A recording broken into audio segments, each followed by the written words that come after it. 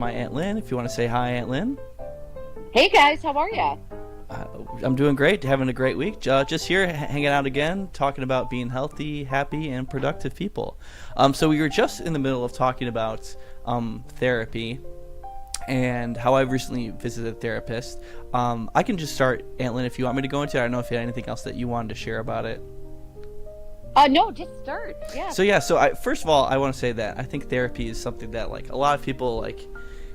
I want to say taboo, but like people bringing it up and they're like, "Oh my god, like you're going to therapy? Like that's crazy. Like what's wrong with you?" Like Totally. yeah, it's this thing. It's like, I think when you say, "Oh, I'm going to the doctor," like I don't think people will be like, "Oh, you're going to the doctor, like just do a checkup or something like that." That's fine. But I think this idea of just going to a therapist, just like, because I don't think the last time I went to a therapist was, oh man, like when I was in college. So easily 8-7 years now. So. Yeah. It's definitely been a while. I definitely feel like I'm in a healthy mindset, but again, I feel like just approaching and talking about therapy is fine. So basically, I went to this. We had a introductory session. It's just like a 30-minute session where we just talk and we just see like if it's a good match and good fit. And I got to be honest, and it's not anything that they did or any fault that they did. I just don't think I'm going to be a good match with this therapist, and I think that's totally okay. I was kind of just going in just to see, like, do I need therapy? Like, is this something, because that's the other component of therapy. It's like, do I need this there? Is this like a continual part of my life, or is this something I should meet like once a month? Is it every 2 weeks? There's like a lot of, I'm sure different people have different needs. So, but basically, I guess the main reason I was not a little hesitant about continuing my sessions is just the way their technique, when they were talking to them, they had like just a little different perspective, which is totally fine. I have no problem with, people having different perspective, but it just seemed like something that if I continued the sessions, it would be very hard for me to continue with my perspective, with what they're presenting. And it's not so basically, to get more specific, is like they were very much into like astrology and like saying I'm like a Virgo and I'm like an air sign, that kind of thing, which is totally fine. Like I don't fault people for that, but like I just don't see my life like that, if that makes sense. I don't know, what are your and how did you find this therapist? Well, it was someone local in where I live, so I just looked at their website. Website looked fine, looked cool. There wasn't anything like, and that's the thing too. Maybe if I paid a little, because they do talk on the website. They have like all these different like ways that they have therapy. There's like behavioral therapy. There's like, I don't know, like Aetherian therapy or something like that. So there's a lot of like different kinds of therapy too, which I didn't know about. So. Yeah, there's lots of different types of help out there.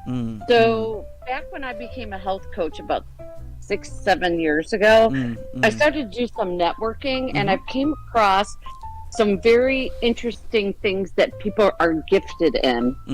So, for example, if I hadn't done any of that networking, I'd be like, yeah, Nick, that does sound weird, the mystical things and the universe and stuff like that. Yeah. But in the last couple of years, like I've learned about Reiki and yoga. Yeah, absolutely.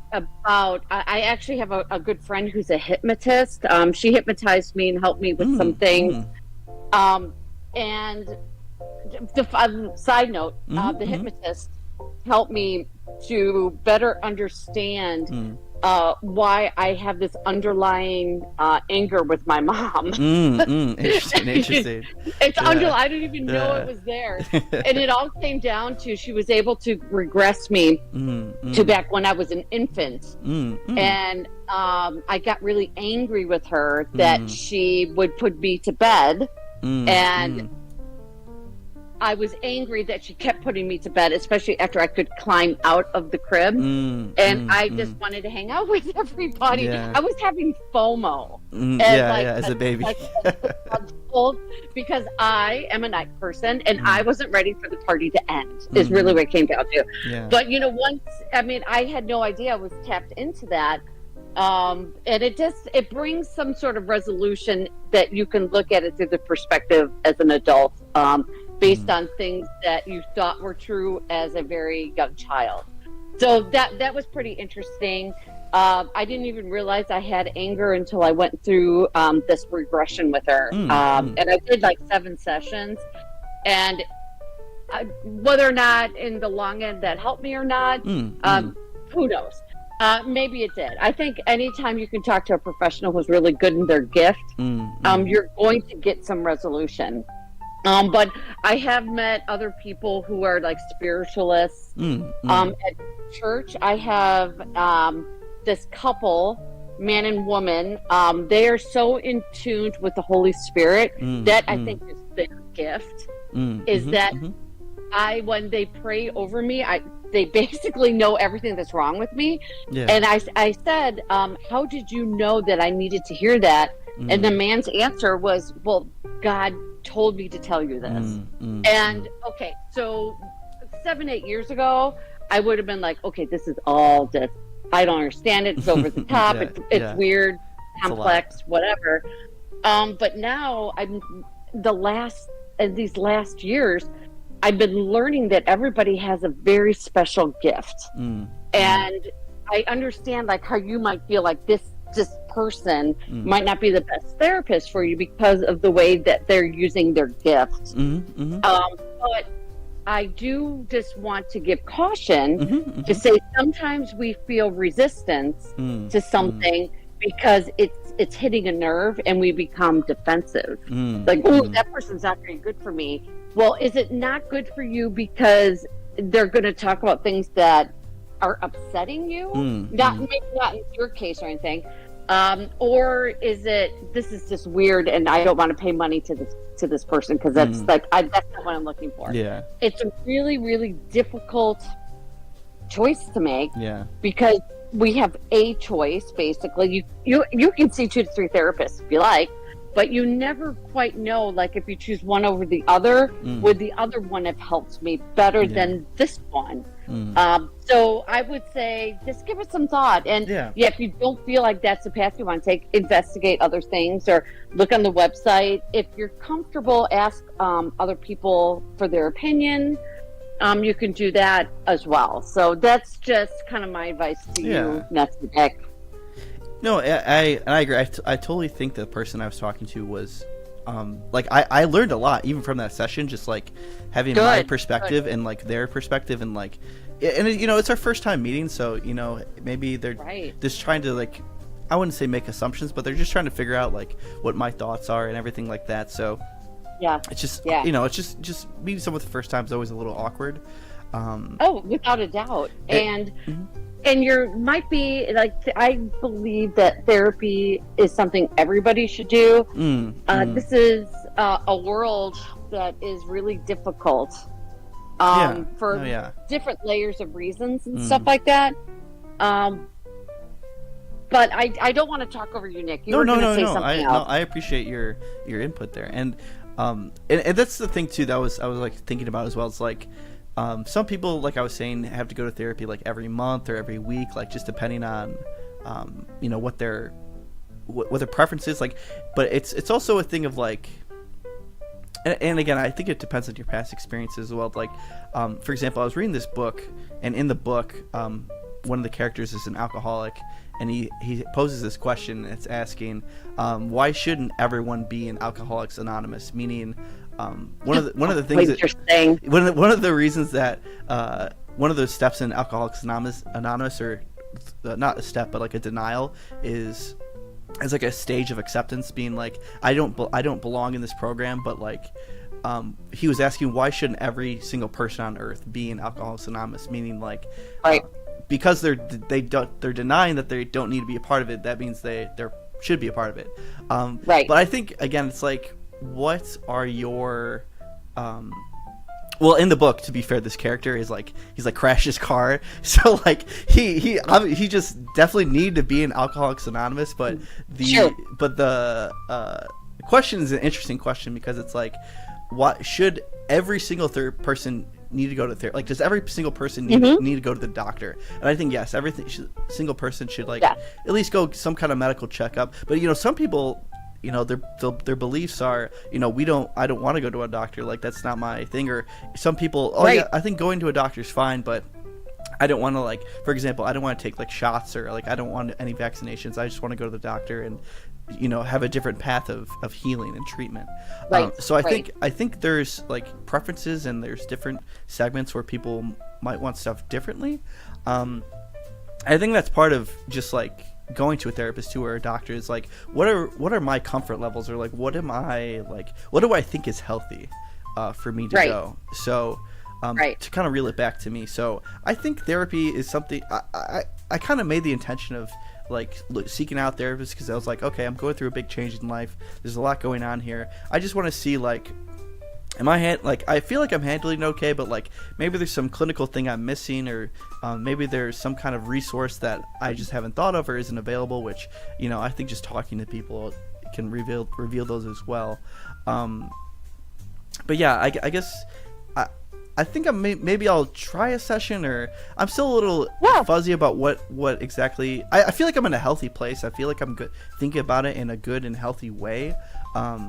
But again, you know, things change too. Like, you know, if like there's all kinds of different therapy as well. There's like grief counselors as well. There's you know, I guess people who are like more like business and like I don't know what you call like professional development, where it's like it's just people doing like coaches. Yeah, and it's like that I honestly, when I was making the session, I was like probably more leaning towards that, because I'm like, I'm looking at promotions in my job, like I'm doing well in my career and stuff like that, but it's always like that personal level of success was probably the thing that was bothering me more than like the baby and stuff, because I feel like I have like a good understanding of that, but like personal success is always something that is like you know, it's hard to attain, like where you're like, I'm perfect, like I don't need to work on anything else. That's always like something that you're always chasing. Yeah, you're always chasing it because life is constantly moving. Yeah, and maybe we don't like the answer life has given us right now. And I don't think there's a part where it's like you're always going to be chasing. So it's to look for perfection. It really is like, it's kind of a trap. Like you're really going to be unhappy, but like just taking the joy out of like the things that you're doing, and like the steps that you're taking, and the little improvements. Like, for example, like when I'm like doing like an interview or like stuff like that, I'm just like, you know, if I get this, that'd be great. I'm gonna prepare as like much as I can, but I'm not gonna, like, if I don't get this job, like it's not gonna be the end of the world. Like it's by interview, sorry, I mean like I'm interviewing like within my company. I'm like, I'm still working. I'm not like leaving my company or anything, but it's like I'm just looking to get like more responsibility, that kind of thing. But absolutely, it just takes like a lot of no's to get that one yes, and that's what I've learned a lot of. It could take 1,000 no's to get the one yes. Yeah. Right? So you just oh my gosh. Learn to just be okay with it. Just like a no is a no, and that's okay. Absolutely. If I'm really, I don't know if we talked about this before, but I'm a really big fan of the thought process that we are walking our fate.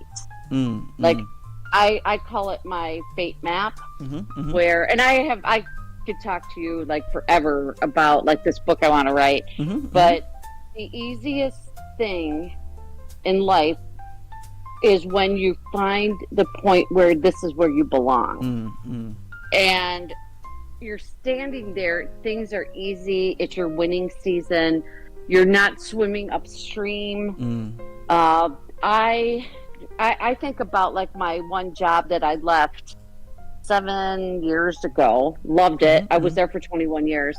Loved it. Was really good at it. I was in my winning season for 20 years. And then all of a sudden, through things I kept no control over, that ended abruptly. And I stuck around for a year, was miserable into this transition, and then left the company to do something completely erratic, like owning your own business, which is great. I wanted to do that, but it was swimming against a very strong current. Now I'm back doing something else, and am I in my winning season again? I don't know, because I haven't been there long enough. Do I want it to be my winning season? Yes, because I feel that this is really what I was meant to do in life. So getting back to our original topic, Nick, it's, therapy and stuff like that. Yeah, you need it because life can change on a dime. That's true. And I see a therapist like once a month. But somebody could sit there and say, I just want to do like a gut check. Yeah. Because you're moving into a house that you just are building. I mean, you're moving in momentarily. Yeah, very shortly. And you're interviewing for a change in job. You have, God willing, a baby on the way. I know that your wife is just in the very early stages of her pregnancy. And you have, I think, one cat or two? Yeah, just one. Just one. Yeah, and too. and when you love fur baby and stuff like that, they bring all sorts of trauma. Yeah, you're right. You're right. But it's important to know that doing a gut check or seeking out a therapist just to see if you're okay or things that you can prepare for, I think is a wonderful thing.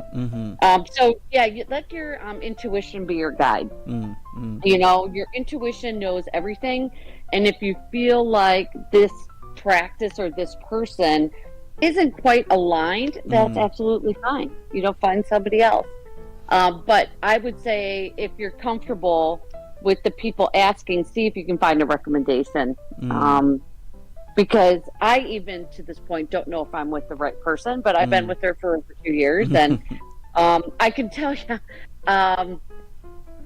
you know what? I don't know. I actually more waver on the side that I'm not with the right person because to me, I feel like I want her to be my BFF. Yeah, and you can't be friends with your therapist. Yeah, and that's the thing too, that because people just don't talk about therapy. It's like, I don't want to pry too much, but do you go into the office or do you have remote sessions or what do you? We have remote sessions. Yeah, so we're on camera. Yeah. So if that's the case, should other I don't know, it's 1 month you see a different therapist or that's a whole other can of worms. It's what? Yeah, it could be. It's I think it's healthy to ask the question, but it's and then finding the answer is I don't think there is a right answer, but just asking the question, being I think some people it's I think one person just needs a single therapist because they just the challenges that they're facing they just need a lot of back and forth, or I think patterns emerge once you see a single therapist for a long time. They can see for sure. Oh, this person they were worried about, I don't know, they were worried about money last week, but now they're worried about their dad or something like that. So and or another example is this person's always worried about money, so we need to change. It's different strategies for and then if you have different therapists as well, they have different perspectives on what can be changed. I don't, and again, I'm not a licensed therapist or I'm not a doctor or anything like that, but when you go into a doctor's office, you talk to a doctor, and usually there's a one-on-one relationship that you have a family doctor. But if it's I would imagine if something more serious, you have multiple perspectives, multiple doctors talking it through. So again, these are just thoughts and questions I have. Again, if anyone's listening and they would like to message us and talk about this, that'd be great. I would love it. They're probably what the hell are you two talking about? Yeah, no, that's for sure. And where the reason I want my therapist to be my best friend forever is because I just dump everything on her. I sit there I have an hour with her, and I'm like, how am I going to fill the time? Well, I just go on and on and on and ramble. And then she comes in and saves the day and tells me to do something. But that's where I question, am I with the right therapist? Because do I feel challenged, or is she just a dumping ground? And as soon as, and I feel better once I've dumped everything on her. And then 2 minutes after our discussion, she erases the whiteboard. That does not hopefully affect her whatsoever. And my issues, they're so petty, but with the way that my brain processes things, it becomes a really, really big deal to me. Some things that are petty. I could look at somebody complaining about their outfit And I'm like, it looks great on you. Oh, I know, but look at this, and this. And you're just like, oh my God, she sees things that I don't see. But I think some of the things that I talk to my therapist about, she could be thinking the same thing. Like, Lynn, those are so small. Nobody sees that about you. But to me, it is like the end of the world. So so I think the therapist helps me see things that are really important versus what is not important, and what can you control and what can't you control. Yeah. And it's, and some things are really difficult to talk to a friend about. Yeah. It's like you don't not want appropriate. Yeah. Yeah. Well, hi, Nancy. I know you're my friend. Sit down so I can dump all this on you. Yeah. No, and therapists, they're trained not to internalize it. Friends will sit there and then try to help you. Yeah. And now your problem becomes their problem, and it's not healthy for a friendship or anything like that. So I think a therapist is really good just as a dumping ground to get it off of your head. But her therapy, her recommendation to me every time we talk is get a journal and write this down so I can dump it on paper. Do I do that? Not really. That's okay. And and that I need to do. I got to get better at that. And that someone's going to read it. Stumble upon it after my death. Ooh, let's read Lynn's journal. But like you were saying too, like because I was thinking about that too. Like, well, if I go into another session, like maybe I'll like write a list of things that I just want to like dump. You know what I mean? This like psychic kind of like dumpage, but like I don't like it. I feel like there's like good and bad parts to it, right? Like it's good that it's like a catharsis where you're like having these ideas and you're like you can bounce them off another person and like be like, am I crazy? Like, is this something that is like, you're just looking for some kind of, I guess, response, I guess. Validation. Yeah, but that's not bad. Like it's not something I think that's bad too, but it's like also what my thought is, like if you're going to a doctor, right? And I guess I keep making this analogy because that's how I kind of view therapy. It's like if you have like a knee, you're getting a knee replacement, right? Like you have to go to physical therapy, right? And that takes a while, and that takes something. But then like eventually your knee gets better, right? And maybe then you're in a point where you're healthy enough to like actually do physical activity, like go to the gym and stuff like that. And you could kind of count that as therapy as well, as where you're not like healing this muscle, but you're strengthening the muscle, right? Obviously there's like scarred tissue or like whatever, any kind of permanent damage that you might have to be careful of, but there's also like this other aspect where you're not just like healing this muscle, you're like strengthening to kind of get better. But it's hard, like is therapy about like getting your emotion, like being emotionally strong, where like I can lift this weight, like where stuff comes, I guess so.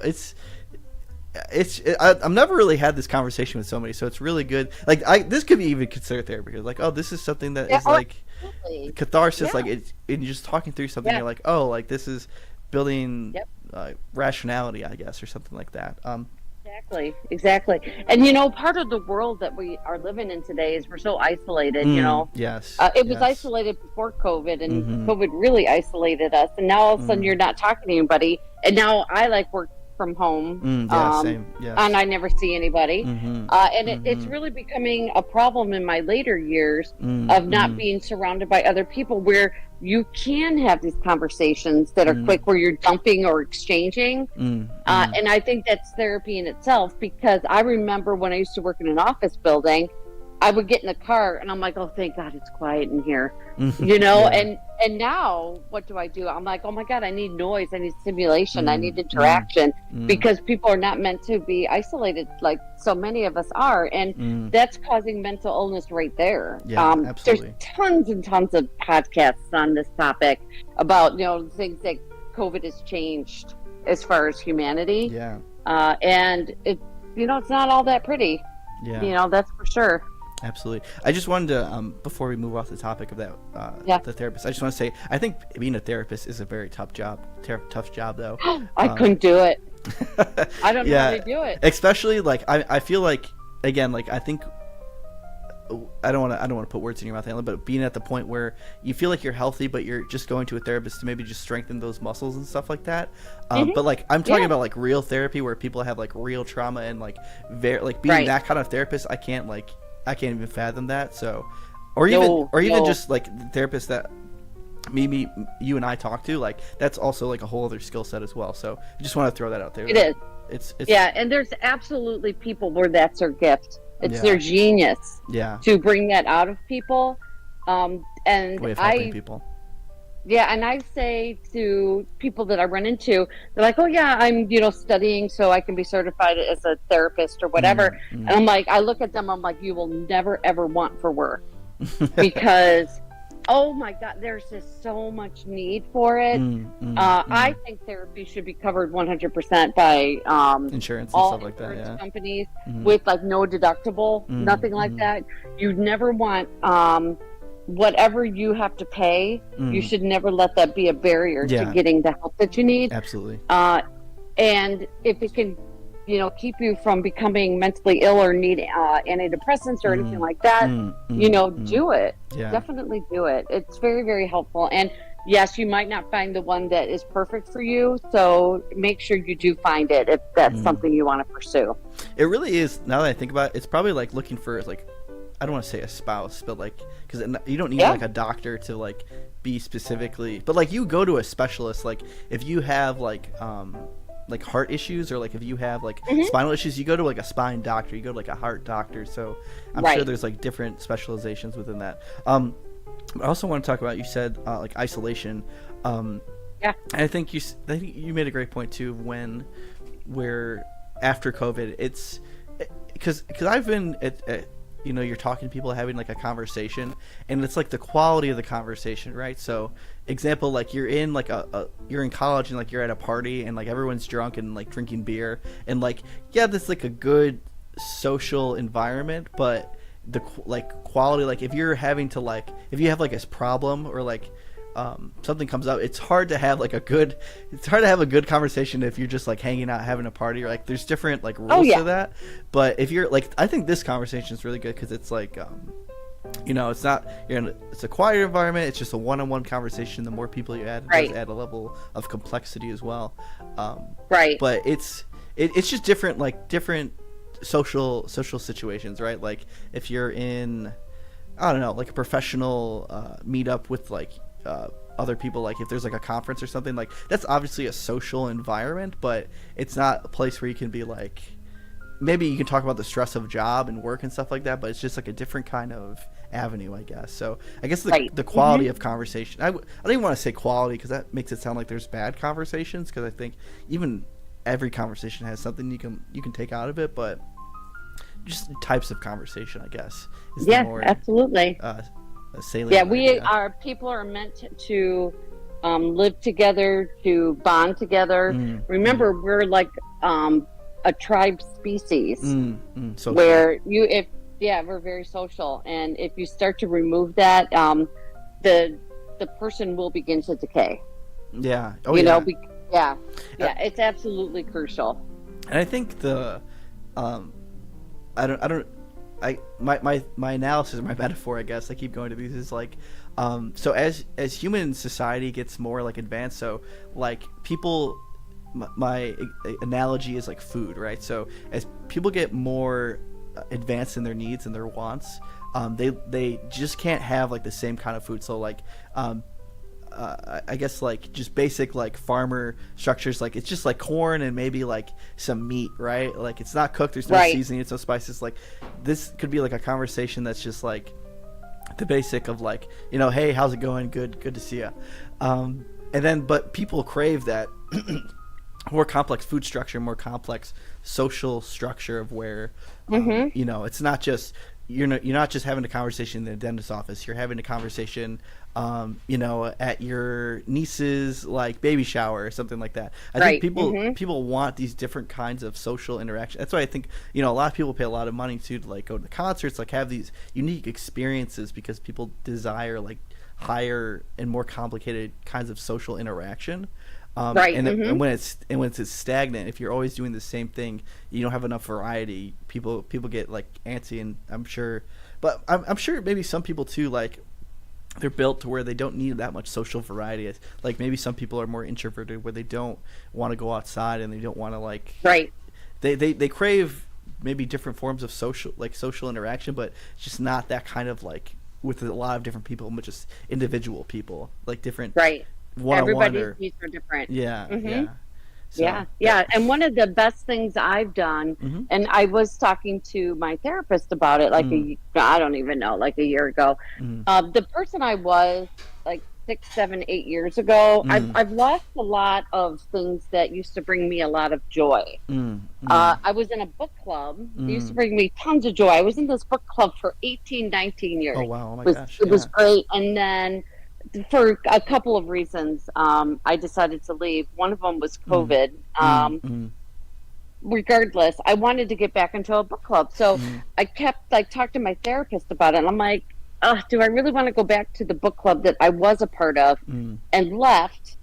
They would welcome me back with open arms, but it's a weird dynamic. And then one of the people who was just so brilliant passed away from breast cancer. I think it was last year. Last summer. And so I'm like, you know what? Maybe it's time to move on. So I actually have a really large following on Facebook, and I wanted to read the book The Let Them Theory by Mel Robbins, and it's a very popular self-help book right now. And I put it out there. Does anybody want to do a book club? And of the people who generally follow me, that I know personally or just from Facebook, there were about 15 people who were interested in doing it together. That's great. And then in the end, through attrition, there's 5 of us. That showed up excited. And one person right now is just overloaded. So there's 4 of us truly right now. That's great. But yeah, we read the Let Them Theory, and we try to meet once a week, but sometimes it's every other week. Our schedules vary. And we get in these conversations about the book and about the teachings, but then we learned that we're starting to help each other on topics that weren't covered in the book. And we're all just learning from each other. One girl I went to high school with, believe it or not, is in the group. Another person used to be a vet tech at our veterinary's office. This other person used to be a client of mine from like 20 years ago. And this other girl I met at church. So recent. So when I look at these group of women that have come together that are looking for higher learning, we decided to keep going with this book club after the Let Them Theory. And the book club's like 5 or 6 months old, and now we're reading only personal development. So it's not like, okay, let's go ahead and pull this book out and read this book. It is, okay, what's the next personal development book we want to talk, because we need personal development. And then last week we were talking about the 5 resets, and we've read The Alchemist, which was very interesting. About that, yeah, and our book that we're going to start on Wednesday is The High 5 Habit, again by Mel Robbins. We tend to be fans of Mel Robbins. Mel Robbins. I think it's Robin, or is it Robbins? I'm not really sure. It is Robbins. So, if these listeners of ours feel as though personal development is something that they want to do, find a friend or two. And have a little mini book club. Or if you, sorry, I didn't want to interrupt you. Yeah, I said I have gained so much insight through these ladies that has far exceeded any therapy I've been in so far. Or I don't want to put words in your mouth, but I'm sure if they reached out to you or your book club somehow, I'm sure they'd like to welcome them. And I don't want to. Yeah. I didn't want to just like throw the invitation out there without saying, but yeah, I'm sure. Oh, to have them listen to our podcast. Yeah, if someone's listening and then they're like, oh, I would like to join that. So just wanted to. Oh yeah, absolutely. No, absolutely. Or it's just, I think it's important to find your niche. Some people love Bible studies, and which is nothing more than a book club, or maybe it's spiritual, but just, find what you're interested in. Yeah. And then if you are a Facebook user, just put it out to the universe and see who the universe brings back to you. Absolutely. Yeah, and Nick, for a future podcast, I'd love to talk about the book The Secret, and we can talk about manifestation and stuff like that. Yeah, well, we're about at time here, so maybe that's be our topic next week. Kind of a little preview, a little kind of a What tune in next week. Right. Tune in next week to have us talk about The Secret. No, absolutely, I would love that. Yeah, that's my jam. Yeah, I'm gonna check it out. I know we talked about it a little bit. I haven't looked too much into it, but I'll have to come back with you. That was there anything else? Or, any other points that you want to talk about before we kind of wrap up? No, Nick. I think we've beat this topic to death. No, it's been great. I think it's been a really good conversation. Yeah, for sure. But the question is that we all need each other. So find out what you need and go aggressively go find what will fill that space. Absolutely. Yeah. Yep. Social is essential to life for sure. Okay. Without a doubt. Yeah. Well, thank you, Aunt Lynn. Really appreciate always a great conversation. Today was a great conversation. You're welcome, nephew Nick. And I hope you have a great week, and we'll talk more.